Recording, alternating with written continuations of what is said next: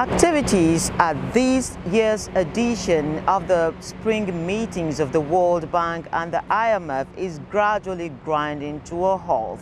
Nigeria is recounting all activities she participated in with the Minister of Finance, Zainab Ahmed, at the headship of the delegation from Nigeria. And aside from heading the delegation of Nigeria, she's also heading the 23 member nations of Africa that constitute the Anglophone bloc at the IMFC.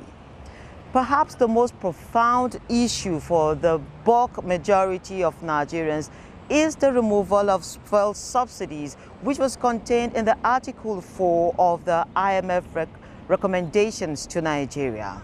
Now, Minister Zainab Ahmed tells us that the subsidy removal might not just be taking place immediately, and these are her reasons. The IMF will say fuel subsidies are better removed so that you can use the resources for other important sectors. And in principle, that is a fact to do so. But in Nigeria, we don't have any plans to remove fuel subsidy at this time because we have not yet designed buffers that will enable us to remove the subsidy and provide cushions for our people. So there's no plan to remove fuel subsidy.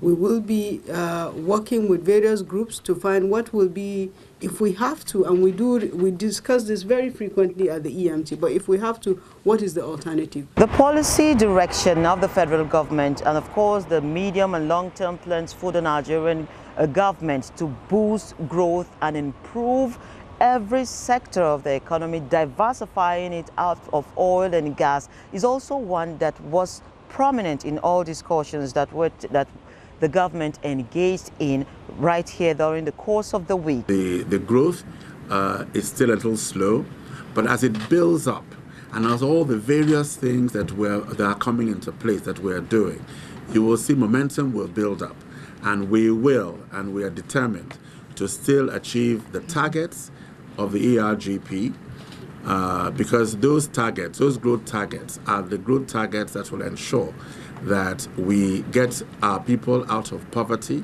that we create jobs for our people, and that is the focus of the government.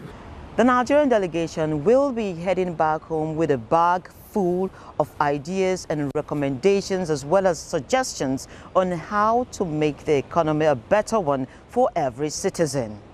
From Washington, D.C., I'm katung-babatunde, NTA News.